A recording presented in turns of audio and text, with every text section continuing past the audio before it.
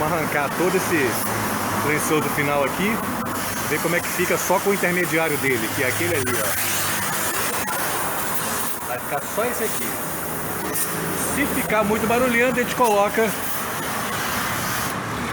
um outro abafador menor aqui, mas eu acho que vai ficar bom. Não vai ficar muito forte não. Vamos ver como é que fica o barulho da criança. Abafador já no chão. Só tá a saída aqui agora. Vamos ver como é que fica o barulho. Se ficar muito forte, eu vou botar o abafador menor pelo menos. Vamos ver como é que fica. E começando o processo de montagem aí das ponteiras. Tá soldando o Y ali. O próximo passo depois é alinhar aqui e soldar a ponta da direita. E por fim, a ponta da esquerda. Aí, já tá alinhado. Ele ponteou a solda para poder colocar na posição.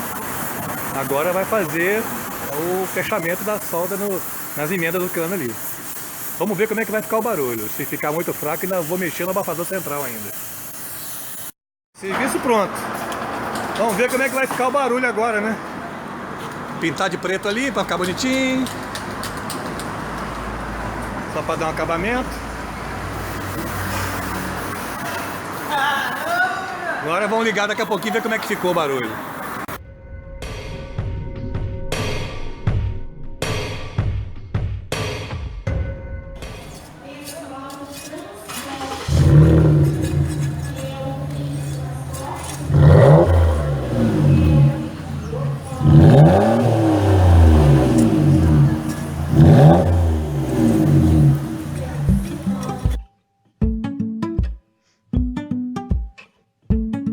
Though I've tried before to tell him of the feelings I had for him in my heart.